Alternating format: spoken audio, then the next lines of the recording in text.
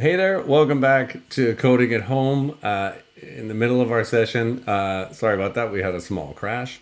So we're in the middle of looking at our Sensor Arcade Playground and Dashing Donuts. Most importantly, you don't want to miss any of this. So let's bring in the iPad and we'll try this again.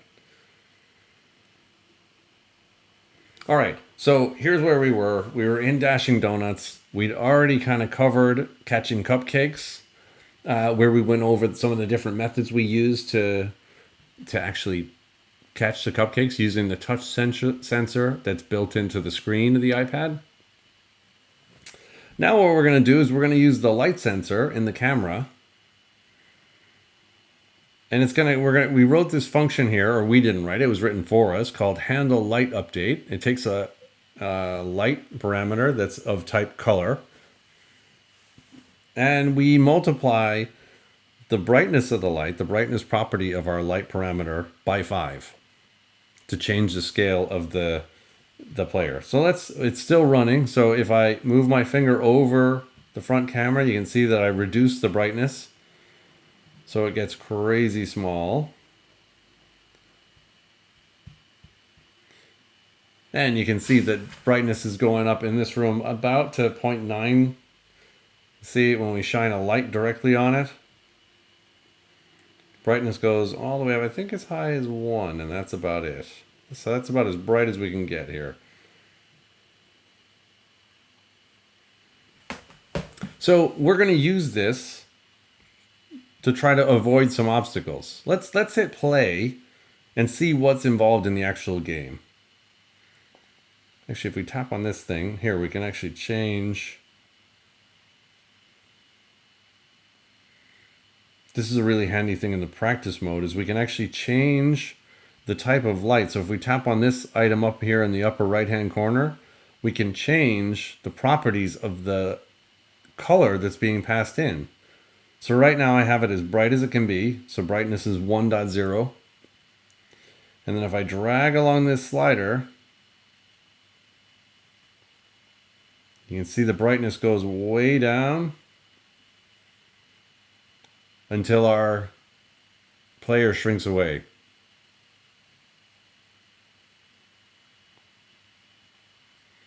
And we can change the color over here too. We're not using the actual color of the light, since right now all I have in this room is I don't have any colored lights, unfortunately. All I have is sunlight coming in through the window and a couple desk lamps. So let's try playing this game and see if we can beat the game, see what kind of score we can get using just this pre-built code for us. So let's hit play. There we go. So we're walking along.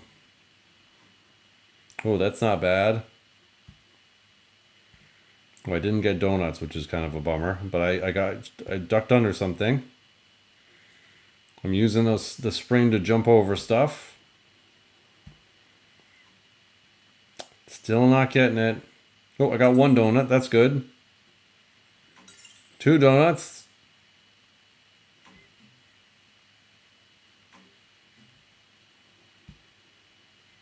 Oh.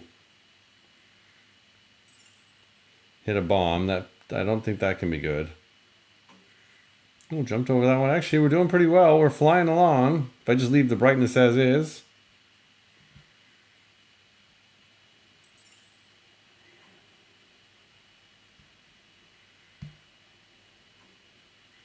Oh, this is probably the best I've ever done in this game. Oh, and when we hit something that we can't get by or that we don't shrink fast enough, that's when the game is over. So we can keep going to the next page, but what we're going to do is stick on this one, and we're going to try to refine our light handler and see if we can write some better code here. So let's go back. So my high score is 63.2 meters, and I got 4 donuts. Okay, not too bad. Let's hit practice, and we're gonna try this again. All right, so I'm gonna get rid of the sensor. Actually, we're gonna leave that so we can play around. This will give us a handy way to test out our code. leaving on this, the sort of light play around thing. This is how we turned it on. If we touch on that button there, that's how we get the these light sliders to show up. So let's see. So if we stop and we reset this page, we're not going to lose anything because we haven't written any code yet. But I just want to be able to get the hints back. So let's take a look at those hints. So that we saw a lot of donuts up in the sky. So we want to be able to use that brightness sensor to fling our player up and get some of those donuts. So let's try using this apply impulse function. So we're actually going to write a new function like we did the other day. And we're going to call it func handle light update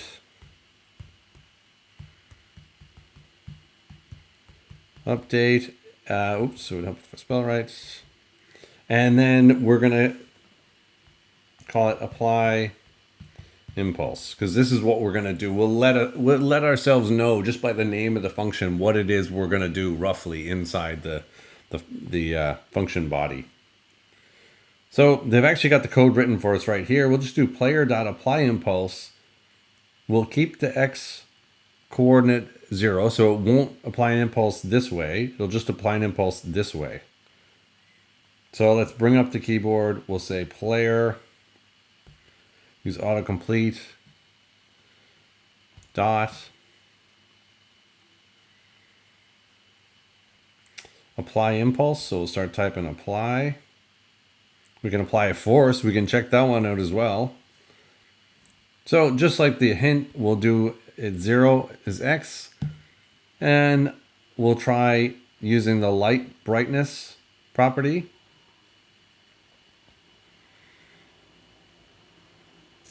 So we'll hit the, let's get light dot brightness.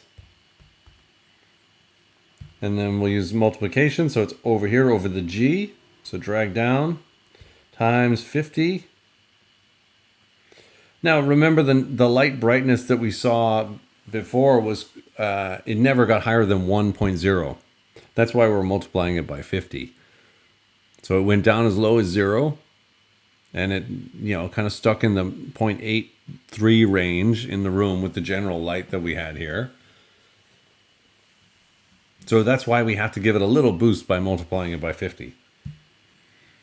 This is kind of a useful function to write and to use the events that are being passed in, because you can inspect the events that are being passed in and figure out generally what values they have. So you can say, okay, well, a 1 is not a very big, to change it by 1 on the y-axis is not very big. Maybe we need to translate that to how you're going to move on the screen. Now I have an error, and we saw the same thing yesterday. If I tap on the red dot, it'll tell me I have a use of unresolved identifier light because I didn't add the parameter to our new function. So let's tap on these parentheses over here. We'll drag from these 2 dots at the end to add a parameter, and we'll just call it light. And it's going to be of type color.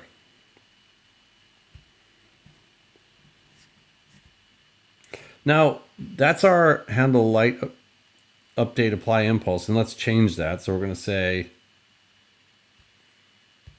put the cursor after the handle light update, and we're going to tap on handle light update apply impulse, because that's the function we want to have run when we get an update from the light sensor. Now, before we run this, let's check out some of the other hints. Okay, so it says to collect all the donuts, which is what we didn't do, our player needs to move up and down in the scene. So below is some pseudo code. So what that means is it's code that's not necessarily going to run, but it sort of tells you the intent of what it is we want to do. So this says try filling it in with real code inside the handle light update function. If you need more guidance, move on to the next hint to see an example. So if we read through this pseudocode, this is kind of how you might describe the problem if I had asked you to describe it to me. You might say, well, If the brightness is greater than or equal to 0.5, go up. Otherwise, go down. So that sounds reasonable. This is kind of like what we're doing in apply impulse. We don't have our if statement here. Let's check out some of the code that they've written to actually implement that pseudocode. Okay, so they've added an if light brightness is greater than or equal to 0.5, they apply the impulse of y30. And otherwise, they apply the impulse to go down. So if the light is constantly bright, our player will constantly rise to the top of the screen. And when we cover over the light, it'll get pushed down to the bottom. Well, let's try out this one first, and then we'll go implement this logic here. Let's try it out.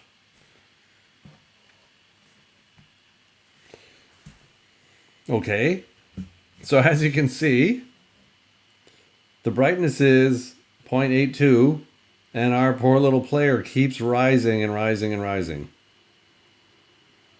So now if we cover over the sensor, we can see that it's dropping because it's applying much less impulse on the y-axis. And if we bring it all the way down to 0, so this will be very hard. Even as we're swiping around here, this will be very hard to control our player and actually get donuts. So let's try fixing this. Let's go back to the hint and take a look at it. So okay, so what they're saying is that if the brightness is over half, then we want the player to go up. So let's try that. So we're going to add an if statement from our autocomplete bar. And we're going to use the property on the light. So if light dot, and we can see that we have other properties on our color type here. So we have an alpha, which is how transparent or opaque it is. A blue component, red, green, saturation, the hue that we used the other day in Sonic Workshop. But let's use brightness. And we're going to use, this is handy, in the autocomplete bar, we have a greater than or equal to. So 0.5. And if that's the case, well, actually, we'll just use this. We'll drag, whoops, we'll drag too far. We'll drag here. So instead of using the light brightness, they actually just hard-coded 30. So let's do that. Let's use, instead of making it variable based on the light's brightness, we're just going to set Y to, well, you know what? We're going to actually use 50. And now to add this else statement to push the player back down, we'll tap on the dots here. And from the menu, we'll add an else statement. And for this is where we're going to add a player dot apply impulse. So the X is going to be 0 and the Y is going to be minus. Let's do minus 50. Keep it consistent. So let's try running it.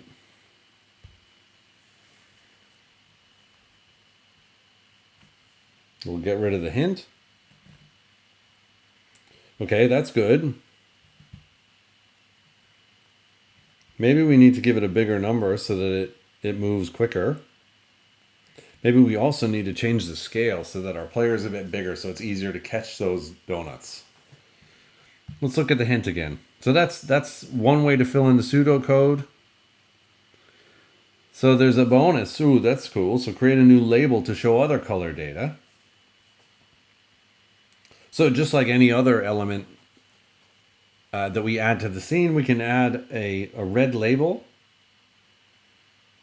And when we handle the light update, we can actually update the red label text. That's very cool. Let's try doing that. Let's try checking out the red component of our light.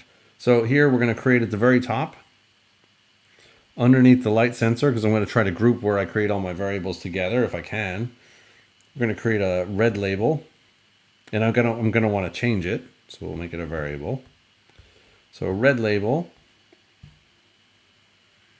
And there's a type called label. So let's go grab that. There it is in our autocomplete bar. So I'll tap on that. And I'll use the open parentheses to get an initializer. And we have a text string color. So let's use that, because then we can set the color of the label and we can set a string for it. So for our text string, we're going to use this string literal here. And instead of ABC, we'll want it to say, well, I like their thing there. It says red. We'll say red, colon, and 0 to start with, because we'll update this when we get an update from our light sensor.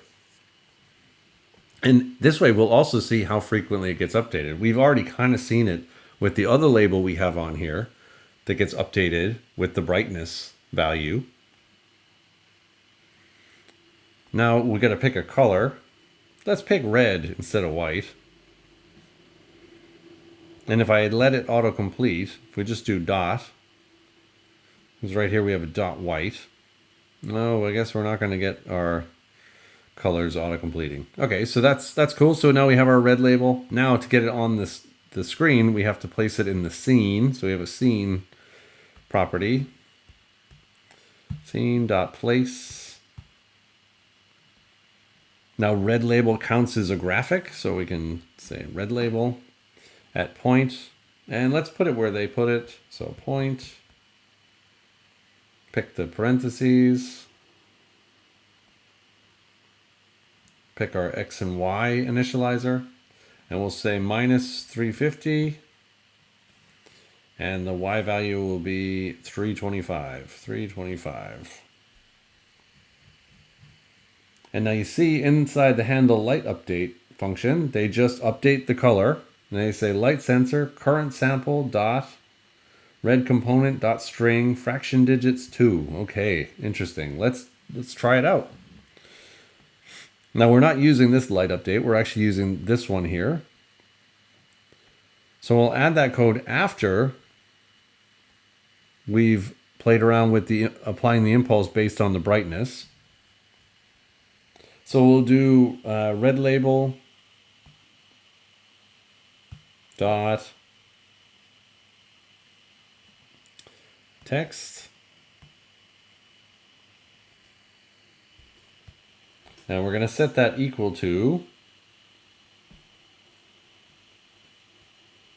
So you can see we have a string here, so because we have the quotation marks, so we'll get the quotation marks from over the L by dragging down.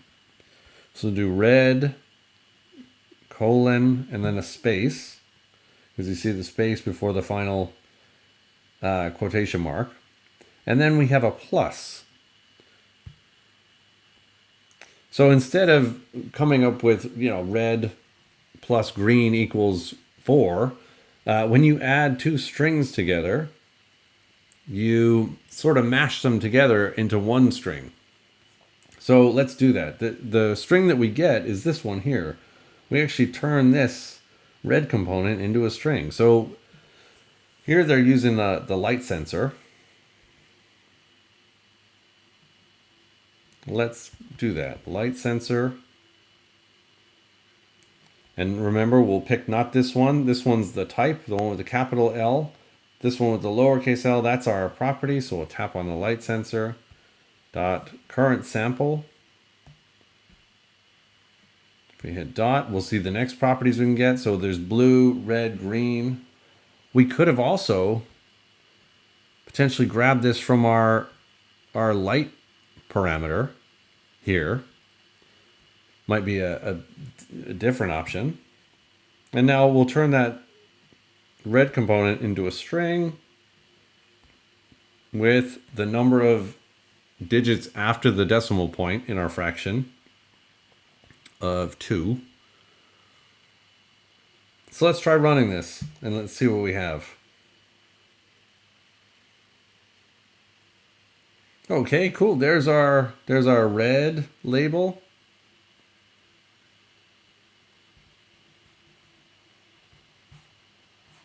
Looks like the red label kind of matches the brightness, doesn't it? Now if we move this guy though, you can see that it's different now. We've got the actual color being fed in is more green now. And you can see that no matter what brightness we have, the red stays 0 because we're as far away from the edges as we can be. Now if we go more towards purple, you can see that there's more red in the actual light that's coming in. And if we push it all the way over the edge, we have a ton of red when the light's being fed all the way through. All right, well, let's try playing this and see how our logic works out. Let's hit play. Here we go. We got to catch some donuts. Make sure we avoid the bombs. Oh, we missed that one already. Avoid somebody threw a box. No, we're not going to get that one. Oh dear.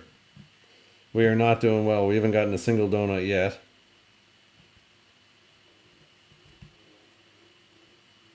Okay, somebody threw a palm tree, another bomb. I haven't seen the donut in a while, have you? Oh, there's one. Please, please. Nope, missed it. Alright, we missed the fish and the bombs. Are we going to make it? Nope. Oh, please, let's get that one. Alright, we got one donut. Great. We're on a roll. Uh-oh. Alright, one donut. 53.4 meters. Ouch. That wasn't great. Okay, for sure you can beat my high score. So what I'd love to see is your high scores. Play around with your apply impulse. Play around with the scale of the player. If you scale the player up, you might have a bit more success getting donuts. Our player is kind of small when we're not changing that scale like we did here. Play around with it. See what you come up with. I'd love to see how many donuts you can catch and how far you can get. I'll play around with this code a little bit more. We'll check it out again tomorrow before moving on to our next one, Sound Poppers. All right, happy coding. We'll see you tomorrow. Remember to like and subscribe.